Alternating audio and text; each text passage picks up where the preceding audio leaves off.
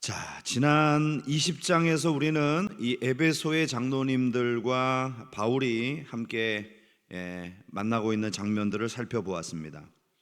이제 바울은 그들과 작별하고 오순절까지 예루살렘에 당도하기 위해서 열심히 그 여정을 이어가고 있습니다.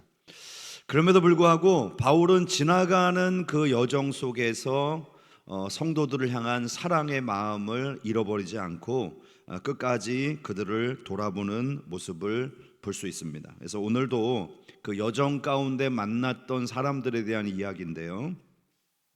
먼저는 이 두로에서 만났던 제자들과의 교제, 그리고 이 가이사랴에서 집사 빌립, 그리고 아가보라고 하는 선지자와 더불어 교제했던 모습들을 우리가 함께 살펴보도록 하겠습니다. 자, 먼저 이 드로아를 떠난 다음으로 다 머물게 된 장소가 이 두로라고 하는 도시인데요. 오늘 3절에서 4절 말씀 보실까요? 우리 앞쪽에 있는 말씀입니다. 구브로를 바라보고 이를 왼편에 두고 수리아로 항해하여 두로에서 상륙하니 거기서 배의 짐을 풀려 함이로라.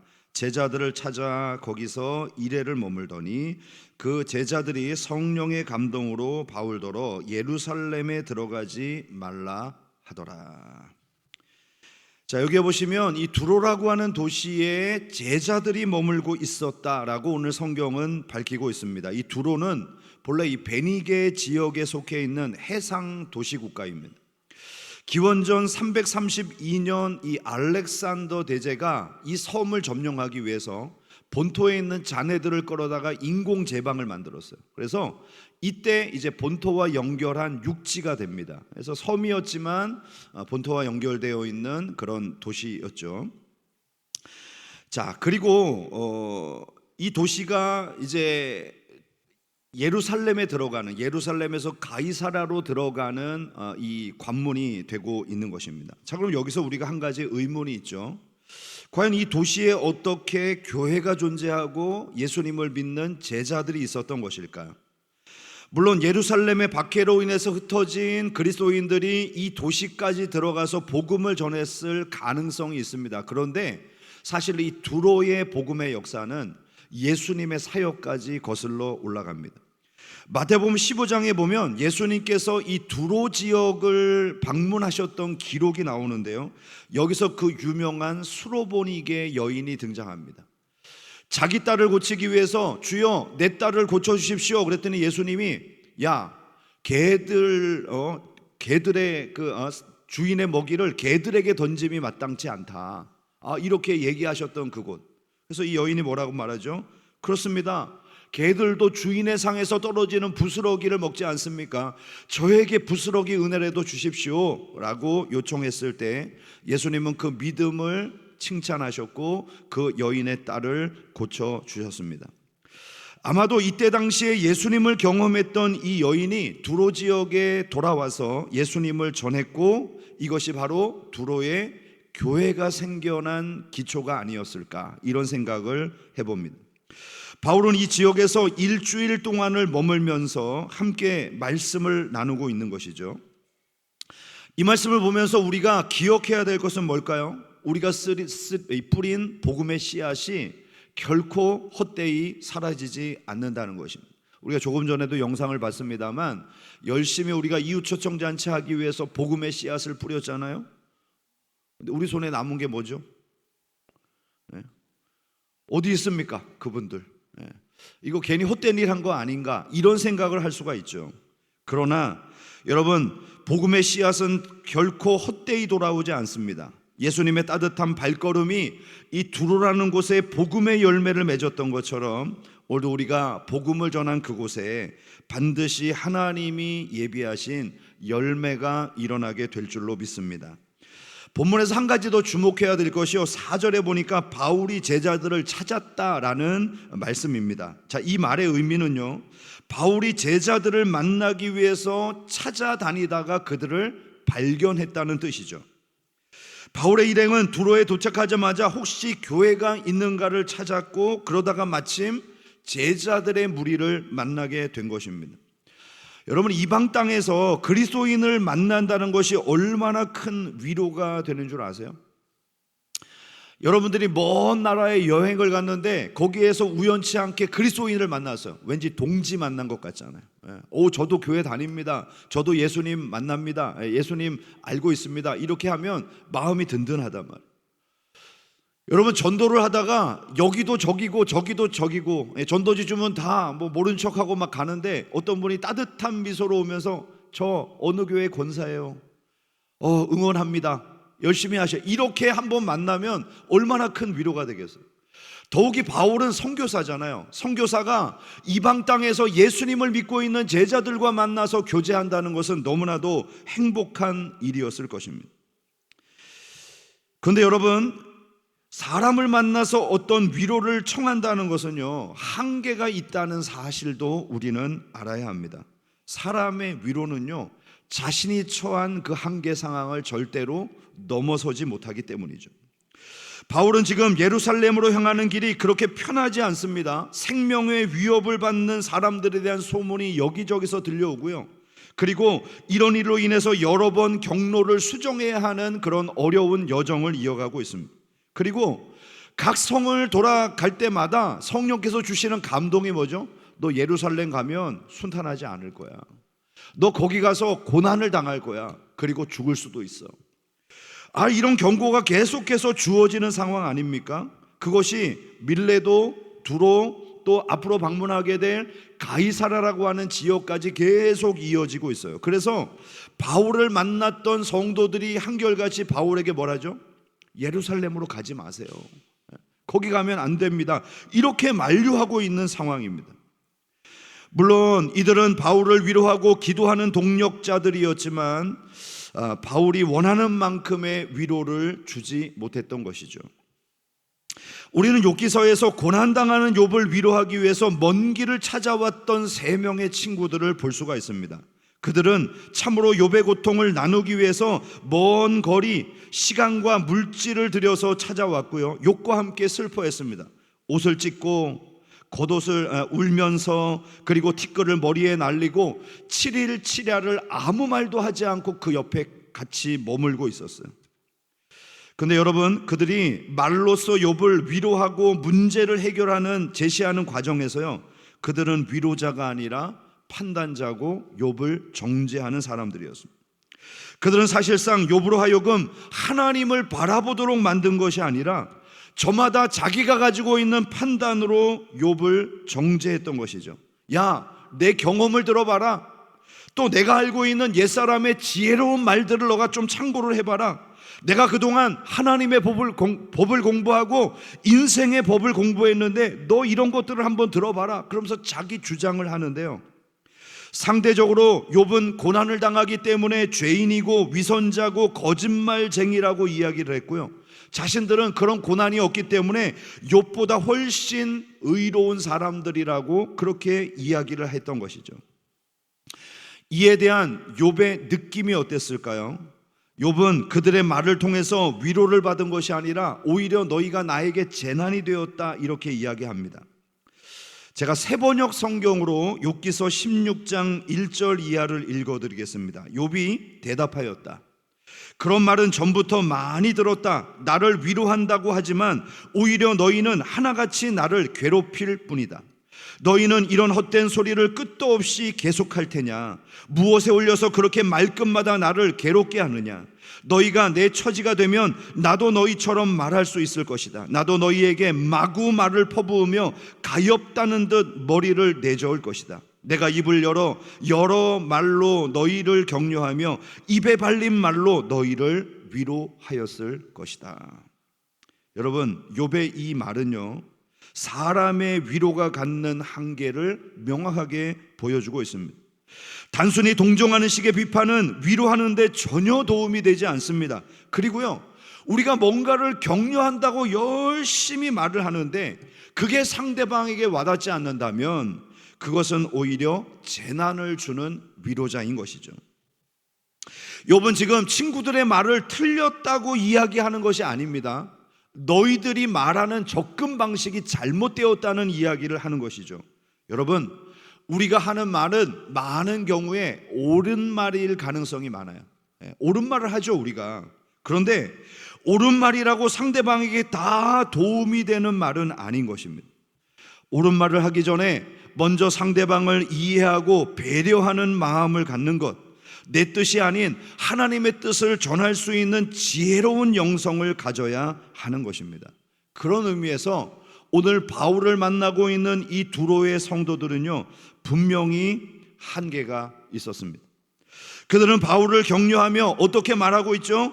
제자들이 성령의 감동으로 바울더러 예루살렘에 들어가지 말라 하더라. 여러분, 여기에 보시면 그들은 기도하는 사람이었습니다.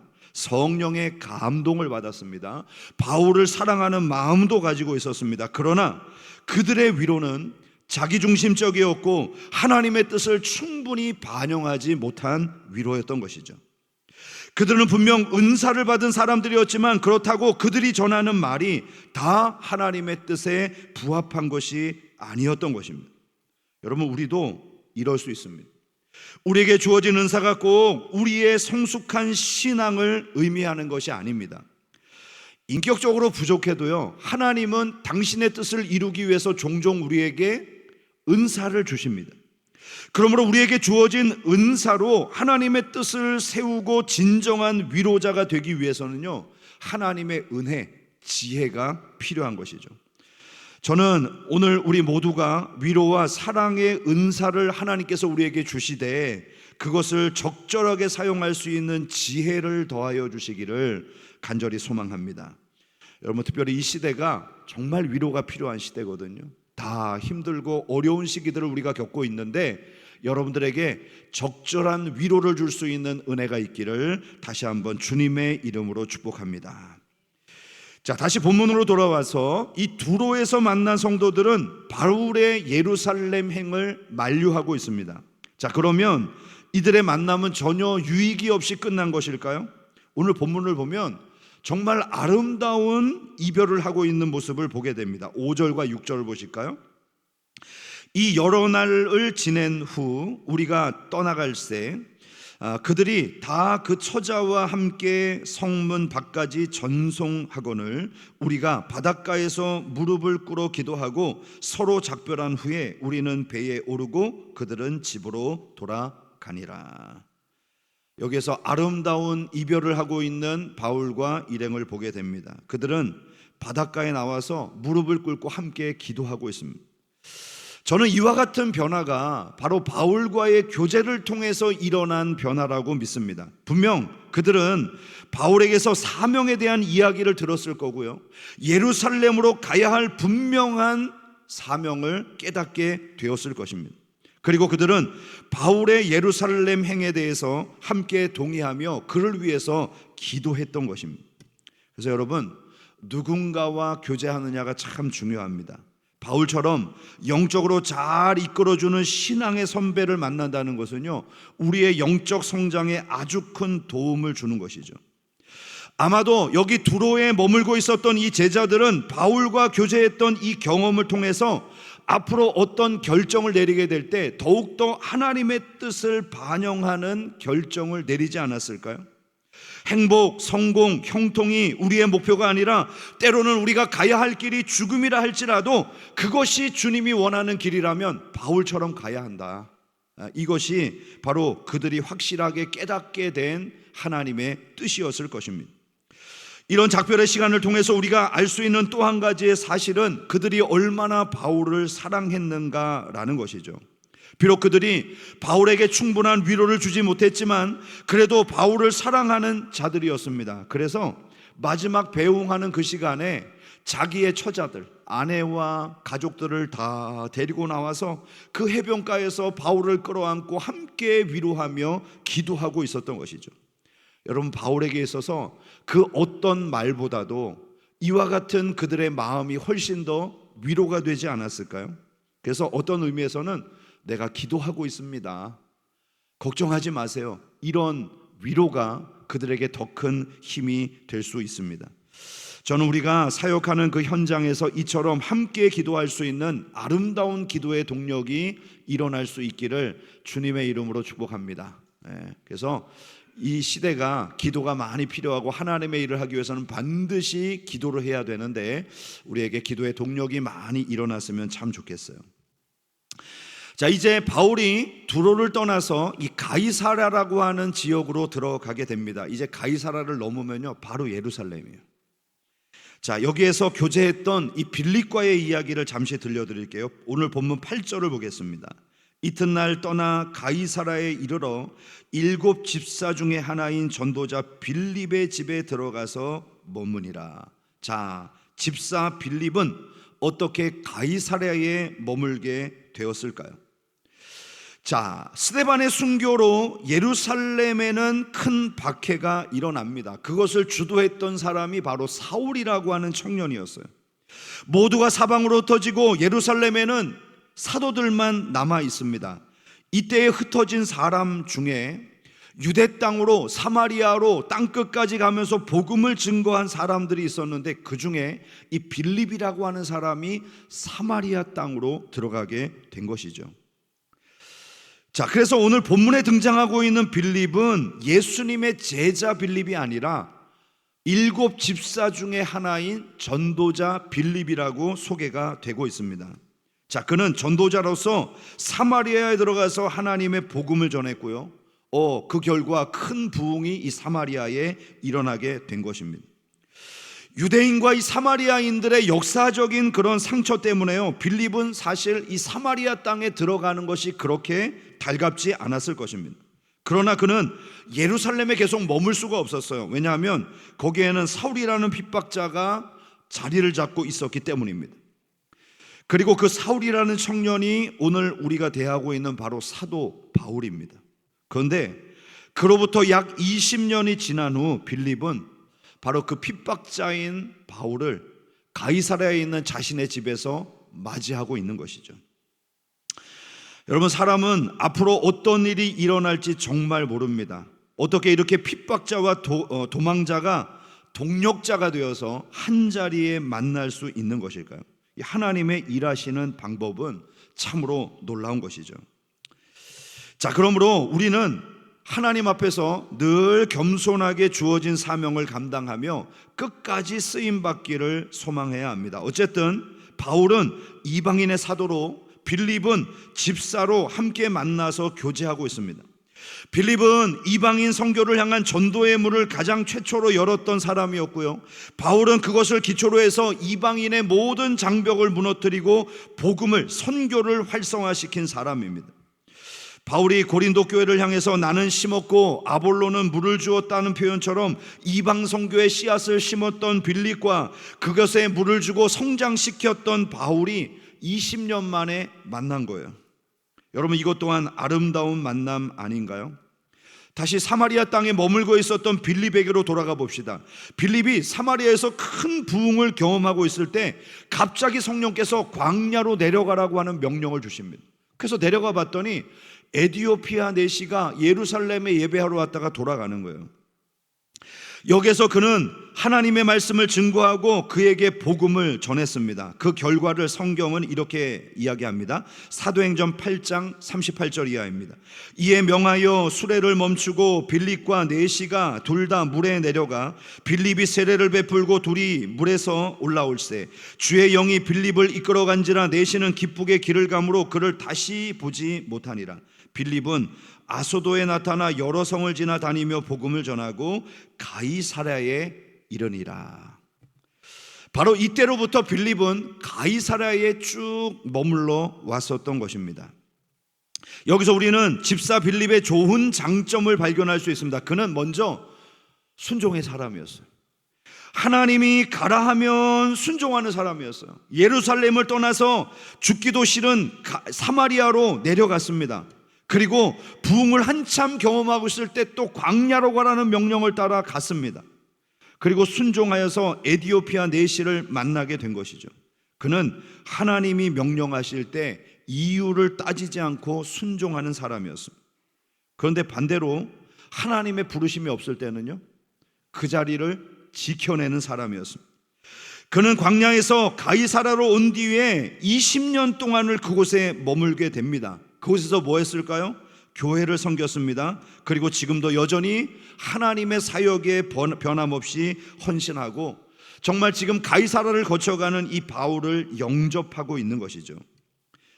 많은 경우에 우리들이 안고 있는 문제는 너무나 조급하게 선택하고 움직이려 하거나 너무 현실에 안주하고 머물러 있으려고 한다는 것입니다. 그러나 빌립은 하나님과 발걸음을 맞춰가는 사람이었습니다. 하나님이 달리면 달려가고요, 하나님이 멈추면 멈춰서고요, 하나님의 뜻대로 움직였어요. 앞서지도 뒤서지도 않으면서 하나님의 부르심에 반응하고 있었던 사람이 바로 빌립이었던 것입니다. 오늘 우리의 헌신이 이와 같았으면 좋겠습니다. 빌립의 삶을 우리가 조금만 더 보면요, 그는 가이사라에 머물면서 결혼도 하고 자식도 낳았던 것 같아요. 9절 말씀 볼까요? 그에게 딸 넷이 있으니 처녀로 예언하는 자라.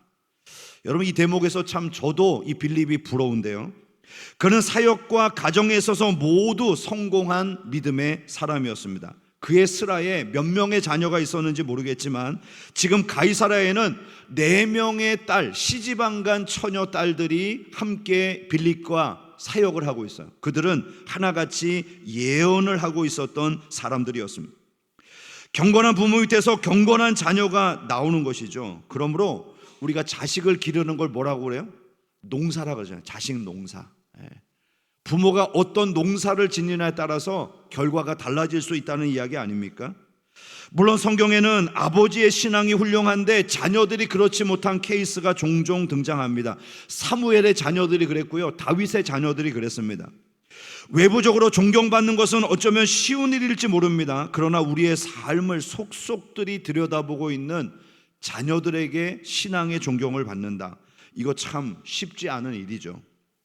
물론 자녀에게 가장 큰 영향력을 주시는 분은 하나님이십니다. 그런데 오늘 우리가 빌립을 보면서 한 가지 기도의 제목을 가졌으면 좋겠어요. 우리도 빌립처럼 신앙에 좋은 영향력을 끼치는 아버지와 어머니가 되자. 아멘. 우리도 인광교회 안에서 영적인 선배로, 영적인 부모로 우리의 뒤를 따라오는 신앙의 후배들, 신앙의 자녀들에게 좋은 본을 보이고 영향력을 끼치는 하나님의 사람이 되자. 이것이 빌립이 우리에게 주고 있는 도전입니다. 마지막으로 이 가이사라에 머물면서 이 아가보라고 하는 사람을 만나는 장면이 나오는데요, 자 10절과 11절 말씀입니다. 여러 날 머물러 있더니 아가보라 하는 한 선지자가 유대로부터 내려와 우리에게 와서 바울의 띠를 가져다가 자기 수족을 잡아매고 말하기를, 성령이 말씀하시되 예루살렘에서 유대인들이 이같이 이 띠 임자를 결박하여 이방인의 손에 넘겨주리라 하거늘. 자, 우리는 이미 사도행전 11장에서 아가보라고 하는 인물에 대해서 들어본 적이 있습니다. 그가 천하의 흉년이 들리라는 예언을 했었고요, 그 예언이 곧바로 이루어집니다. 자, 우리가 예루살렘 교회가 어려움에 처해서 이방인들의 이방 교회의 도움이 필요하다는 걸 여러 번 얘기를 했죠. 바로 예루살렘 교회가 어려워진 결정적인 상황이 바로 이 흉년, 그가 예언했던 흉년 때문이었습니다. 따라서 사람들은 아가보를 진정한 예언자로 인정했고요, 그의 말은 하나님의 예언으로 받아들여지고 있었던 것입니다. 그런데 그 훌륭한 예언자가 내려와서 바울에 대해서 어떻게 예언한 거예요? 유대인들이 이 바울을 결박하고 이방인의 손에 넘겨줄 것이다. 여러분, 이미 들어본 말씀이죠. 바울의 앞날에 대한 예언들은 계속해서 일관되게 증거되고 있습니다. 저는 이것이 바로 하나님이 주신 은사의 특징이라고 생각합니다. 은사는 각기 다른 말을 하고 각기 다른 일을 하는 것이 아니라 모든 것이 일치되게 만들어 갑니다. 그러므로 하나님 안에서는요, 네 편 내 편이 있을 수 없고 이 말 저 말이 있을 수 없는 것이죠. 분열하고 반목하는 것은 어떤 이유로건 은사의 자세가 아닌 것입니다. 바울이 고린도 교회를 향해서 주었던 권면이 뭐죠? 내가 이것을 말하거니와 너희는 각각 이르되 나는 바울에게, 나는 아볼로에게, 나는 게바에게, 나는 그리스도에게 속한 자라 한다는 것이니, 그리스도께서 어찌 나뉘었느냐? 바울이 너희를 위하여 십자가에 못 박혔으며 바울의 이름으로 너희가 세례를 받았느냐? 여러분, 고린도 교회는 많은 은사가 나타나고 성도들의 헌신을 통해서 부흥했던 교회였습니다. 그들의 영향력은 아가야 지역 전역에 미쳤고요, 그들은 어려움을 만난 예루살렘 교회를 물질로 도와줄 만큼 성장했던 교회였습니다. 그런데 이 모든 결과들을 무색하게 만드는 것이 있었으니 그것은 바로 그들이 서로 분쟁한 것이죠. 은사가 나타나면 뭐합니까? 그거 갖고 싸우는데, 부흥이 일어나면 뭡니까? 편을 가르는데, 물질이 많으면 뭐합니까? 하나 되지 못하는데. 이것이 고린도만의 문제이겠습니까? 바울이 옥중서신을 썼던 것 중에요, 이 빌립보서가 있는데, 빌립보가 어떤 교회예요? 어려움 중에서 사랑하고 복음으로 성장하고 하나님을 섬겼던 교회 아닙니까? 그래서 바울은 빌립보 교회를 생각할 때마다 들었던 마음이요, 기쁨이에요, 감사예요. 그래서 빌립보서에는 기쁨과 감사라는 그 단어가 가득 들어차 있습니다. 그런데 그런 그들 가운데도 서로 반목하고 질시하는 지도자들이 있었다는 거예요. 빌립보서 4장 1절과 2절입니다. 그러므로 나의 사랑하고 사모하는 형제들, 나의 기쁨이요 면류가 아닌 사랑하는 자들아, 이와 같이 주 안에 서라. 내가 유오디아를 권하고 순두개를 권하노니 주 안에서 같은 마음을 품으라. 우리는 결코 주 안에서 나누어진 마음이 되지 않기를 소망합니다. 우리는 오직 예수 그리스도로 구원받았고 한 아버지를 섬기는 자녀들이며 한 성령 안에서 인치심을 받는 믿음의 사람들입니다. 그럼 우리가 하나 되는 것은 결코 이상한 일이 아니죠. 아가보의 예언의 말씀을 들었던 사람들의 반응이 어땠을까요? 하나같이 바울이 예루살렘으로 올라가는 것을 만류하고 있습니다. 그러나 우리가 이미 알고 있는 대로 바울은 예루살렘으로 올라가기를 확정했습니다. 자, 우리가 그 말을 듣고 그곳 12절입니다. 우리가 그 말을 듣고 그곳 사람들과 더불어 바울에게 예루살렘으로 올라가지 말라 권하니 바울이 대답하되 여러분이 어찌하여 울어 내 마음을 상하게 하느냐? 나는 주 예수의 이름을 위하여 결박당할 뿐 아니라 예루살렘에서 죽을 것도 각오하였노라 하니. 바울은 예수님을 참 많이 닮은 사람입니다. 그는 지금 죽을 것을 각오하고 예루살렘으로 올라갑니다. 우리가 걸어야 될 길이 어떤 길인가요? 평탄대로입니까? 십자가의 길입니까? 모든 것이 형통하고 문제없는 길입니까? 예수님이 가신 그 길을 따라가는 것입니까? 우리는 이미 답을 알고 있는데 우리의 마음은 다른 곳을 향하고 있죠. 바울은 자기를 위해서 우는 사람들로 인하여 마음이 상하였습니다. 여러분, 같은 말도 한두 번이지 가는 데마다 가지 마세요. 그러면 그거를 또 다시 반복해서 설명해야 되는 바울이 얼마나 피곤했을까요? 그렇죠? 실로 바울은 결박당할 뿐만 아니라 죽을 것도 각오했습니다. 그래서 바울은 그들의 권함을 받지 않았어요. 14절, 그가 권함을 받지 아니하므로 우리가 주의 뜻대로 이루어지이다 하고 그쳤노라. 우리들에게 있어서 주님께 의탁하는 것이 얼마나 중요한지 모릅니다. 우리는 자주 씨름합니다. 최선을 다해서 싸웁니다. 그러나 아무것도 달라질 길이 없다면, 내가 최선을 다했는데도 안 바뀐다, 그러면 어떻게 해야 되죠? 가장 지혜로운 건 하나님을 의지하는 거잖아요. 그죠? 그들은 주의 뜻대로 이루어지이다 라고 바울에게 결론을 맺습니다. 만일 이길 수 없는 어떤 일을 계속 붙들고 씨름한다면요, 좋은 결과도 없을 뿐만 아니라 정신적으로 얼마나 피폐해지겠어요. 결국 여러분의 신앙에 큰 상처가 오게 될 것입니다. 우리가 돌아서서 주의 뜻대로 이루어지이다 이렇게 고백하고 하나님께 의탁하면요, 너무나도 속이 편해. 너무나도 감사할 일밖에 없는 것이죠.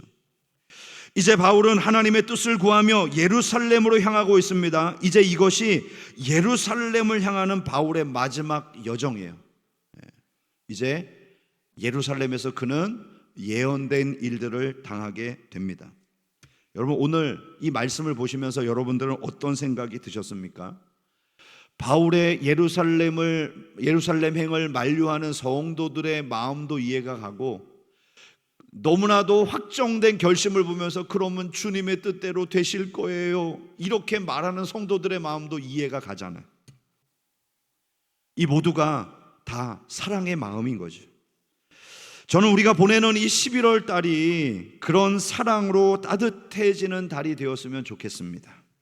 이제 올해를 마무리하는 시점에서 우리가 모두 서로에게 이런 격려와 축복을 했으면 좋겠는데요. 한번 옆에 분들에게 이렇게 격려해 봅시다. 주의 뜻이 당신에게 이루어지기를 축복합니다. 예, 그래요. 그것만큼 좋은 길이 없어요. 예, 그리고 그 뜻을 위해서 함께 기도해 주시는 동력자들이 되시기를 주님의 이름으로 축원합니다.